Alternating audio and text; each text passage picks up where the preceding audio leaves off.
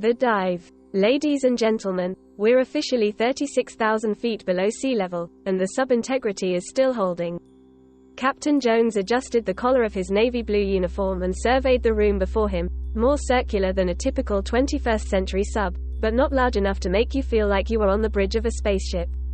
However, the large viewport at the front of the room did give that feeling all the same. Still, though, it's very impressive how sonar, missile control, and many other functions could be fitted into this one room instead of multiple different ones. Humans really have come a long way, at least technologically. Jones watched as the 5 scientists assigned to the mission cheered and celebrated at their respective stations, including the woman who first made the announcement.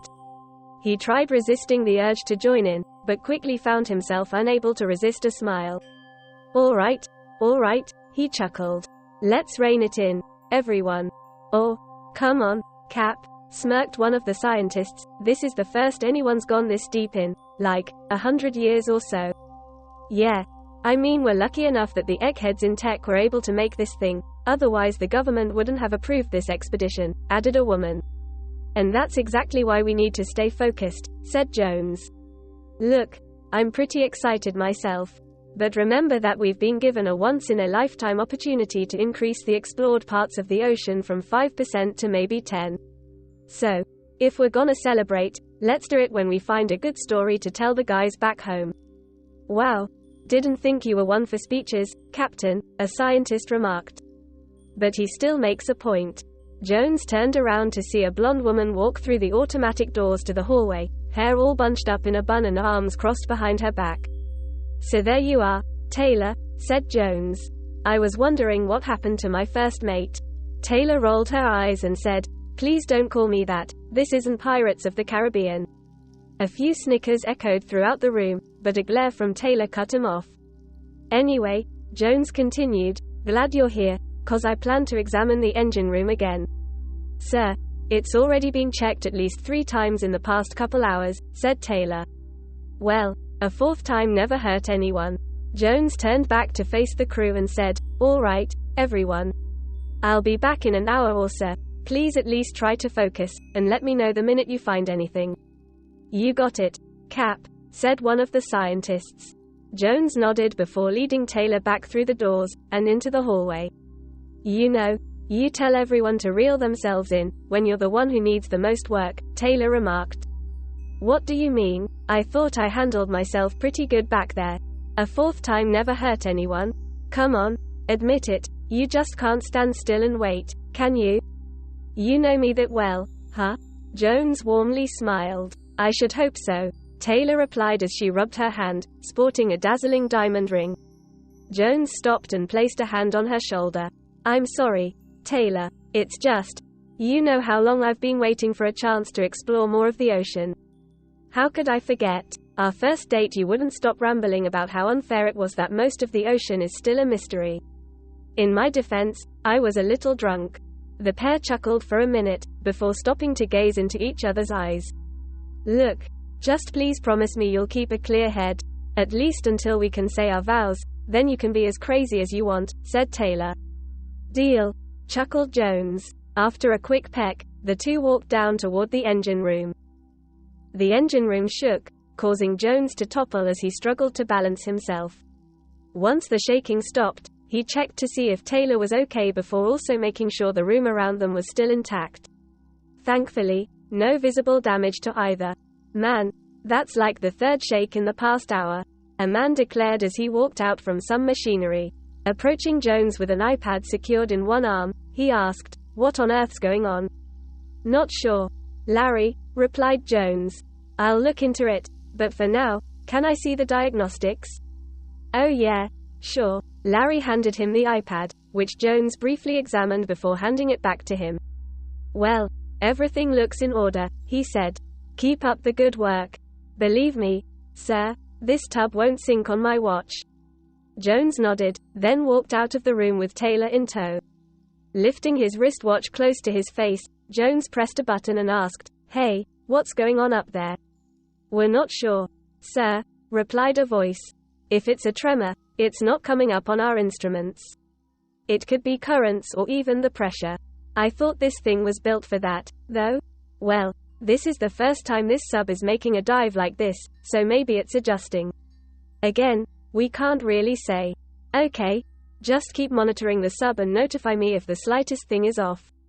Yes, sir. Jones lowered his arm and released a hefty sigh. Taylor gripped his hand and said, "Hey, it's okay. I just don't get it," Jones replied. "They told me they ran multiple simulations on this thing, applied enough pressure that would crush any other sub, and the results always come back positive." "Okay. So trust them, then. A few shakes don't mean that we're gonna drown." I don't know. I should go on the bridge and check in with everyone." Taylor latched onto his arm before he could escape, and said, "David, stop." Jones stopped cold in his tracks. She always called him Dave or Davy, at least whenever she didn't use those couple pet names, but never said David unless she meant business. "I know you want this mission to go smoothly, but you're freaking out over nothing." "But, no more buts. I want you to go to your quarters and take a nice, long nap." "No way. I'm not even tired, and besides, I still have a sub to run. I need to be there in case. I will come get you the split second that they find something, and I promise I'll keep everyone in line until then, but for now, go rest." Jones pursed his lips, desperately fighting to keep himself from snapping at her.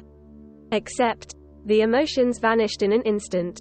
His lips relaxed, as his mind now focused on a new feeling.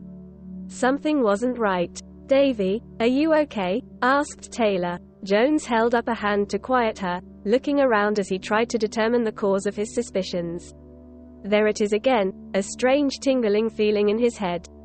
No, not in his head, on his head. And it didn't feel like a tingle either, it was more like a raindrop. The captain looked up at the ceiling and, to his utter horror, saw water dripping down from it. Eyes widened with terror, he looked back at Taylor, who was also looking up. She must have noticed the same thing, because she returned the same gaze as him. The two sprinted back to the bridge, barging through the doors to see everyone frantically typing on their computers and looking over their screens. Drops of water fell from inside here as well. Each one was slow but just as intimidating as the next, almost as if the ocean itself were taunting the crew. "We have a breach," Jones shouted. "We're trying to determine the source of the leak, but integrity has dropped to 90%. Replied one of the scientists. "No way the pressure would be strong enough to match the durability of this sub," remarked another. "Should we resurface?" asked one more. "Just find out where the leak is coming from, and we'll go from there," replied Jones.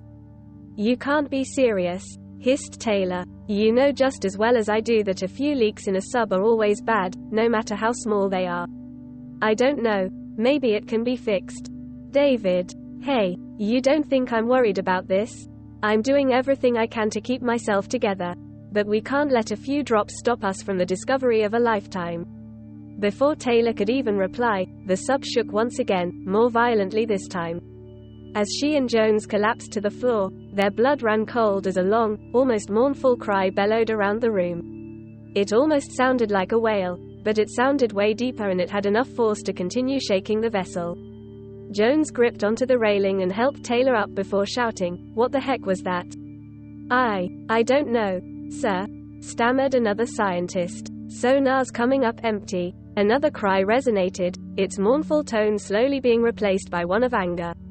The sub shook twice as violently, even knocking everyone off of their seats as the angry call continued. "Someone tell me what's going on, for goodness sake," shouted Jones. A scientist struggled to get back into his seat, but frantically went through his computer. "Instruments are still coming up empty, Captain. There's nothing out there, not even a tremor." "Well, what's doing this, then?" The sub jerked to the side, but the room now felt like the vehicle was spinning at an incredibly fast rate. The droplets from the leaks now turned into gushing streams, spilling their contents all over the crew. Before Jones could yell for an answer, the sub finally stopped spinning as the lights quickly went out, and all the computers soon after. Everyone either screamed in fright or yelled for a flare, splashing as they scrambled to recover. Jones crawled on his hands and knees, ignoring the constant shakes and aggressive calls as he felt along the floor until he reached a wall. Moving alongside it, he patted the wall until he could feel a box imbued on the outside, which he thrust open and pulled out a flare. Snapping the end off, the flare roared to life with red sparks. As soon as the current quake stopped, he slowly got to his feet and held it high above his head. Upon seeing the light, the scientists slowly got to their feet and back to their stations. As soon as he was sure the crew were recovering, he hurried to help Taylor up to her feet as well. "It's no use, everything's dead," one groaned. "Have you tried rerouting emergency power?" "Sorry, sir, we can't connect to anything," said another. Jones slammed his free hand onto the railing in frustration, gritting his teeth so tightly that they might crack. "Sir, what are we going to do?" a woman asked, panic threatening to break through her voice. Jones didn't answer. What could he even say? That everything was gonna be alright, that they could just hold hands and sing Kumbaya? At best, he could have everyone work to reactivate the sub, but that's already proven useless. In the end, he decided the best thing to respond with was silence. He gazed tearfully down at Taylor. Part of him hoped she'd have the reassuring answer that the crew was looking for, but she looked just as stunned as he did. His eyes dropped towards the ring glittering on her finger from the flare's light, filling his heart with regret and sorrow as he realized he might not get to say his vow after all. She was right about turning around, being too excited, everything. All he had to do was listen to her, but now they were all going to die, all because he couldn't let go. Jones started to open his mouth, but another bellowing wail echoed around them. "CCCC, Captain?" a scientist stuttered. Jones turned in the direction of the distressed man, only to find his own blood ran cold. Looking out the viewport, a blue light started shining from the pitch blackness of the sea. It was dim at first, but it steadily grew brighter and brighter. However, the light appeared to now split into two, but both of them faded into black before lighting the area up again. What was this? A new species of fish, maybe? Perhaps this was a new kind of anglerfish, which could turn its light on and off whenever it wanted. Such a discovery would potentially make this all worth it, but when the lights repeated the same action, Jones couldn't help but notice something peculiar. It wasn't how the lights kept turning off and on again, it was the way they did it. The lights narrowed and stretched horizontally as they dimmed, only to expand again in the same way, almost like eyes. Suddenly, millions of bubbles foamed underneath the eyes, but they didn't dissipate like bubbles normally would. Instead, they remained in the same spot, frothing until they formed a pattern that Jones couldn't help but think it looked like a beard. More bubbles rippled above the lights and also in between them, appearing as a pair of furrowed eyebrows and a nose. Jones wasn't sure what to think at this point. What in the actual world was this? This had to be some kind of mirage, right? Maybe all the water flowing into the sub was cutting off enough oxygen to make them hallucinate. Wait, was that even how oxygen works? The face emitted another cry, and the sub shook slightly before abruptly stopping. Did this thing grab the sub? The aquatic face stared into the viewport, the blue light outshining the red of the flare. The sub suddenly lurched forward and drew them closer to the face, until one of its eyes was an inch away from the viewport. The red flare completely snuffed out as the oceanic eye looked the entire room up and down, observing everyone's petrified bodies and horrified expressions. The sub quickly started spinning at a pace twice as fast as the first time. From what little Jones could see before toppling to the ground, it looked like the strange face was growing distant with every chance it became visible. With the vessel careening out of control and no sign of slowing down, Jones latched onto Taylor's hand before passing out. Jones' eyes felt like they were held down by massive weights as they struggled to open. He quickly shut them after a bright light began to penetrate them, but as he kept flickering his eyes open, they soon got adjusted to his new surroundings. Jones beheld a hospital room, tubes connecting from his body to an IV bag, and his arm wrapped in bandages and resting on a sling. Then he noticed Taylor laying in a bed beside him, and appearing to regain consciousness as well. "Taylor," he croaked. She slowly turned her head to face him and gave him a smile. "Hey, Davy," she croaked back. "What?" Before Jones could finish his question, the door to their room opened and a man in an army general's uniform strode in. "Oh, good. You're awake," the man said. "I was just coming in to check on you too. Seemed like one heck of a time y'all went through to get banged up like this." "General Davis. How did we?" "Hey, don't talk. Save your strength," Davis said as he motioned for Jones to calm down. "After hearing no word from you or your team, We were about to head to the dive site, only to find your sub marooned on a beach. Thankfully, we got to Yell just in time, but honestly, I'm surprised Yell survived that crash. We analyzed the sub and found that it traveled, or more like, projected, at the speed of a jet plane. We're still going through the wreckage to see if we can find more details, but I expect a full report when you and your team recover. Something's going on down there, and I gotta know what. With that, the general tipped his hat and exited the room. What are we gonna tell them? Asked Taylor. No one will believe us. Jones couldn't think of what to say. He didn't even know what to think. What on earth was that, down there? Was it some kind of creature? Maybe an entity? Well, whatever it was, it clearly didn't want them poking around where they didn't belong. One thing's for sure, though. Jones felt just fine with the idea of leaving the ocean alone for a while.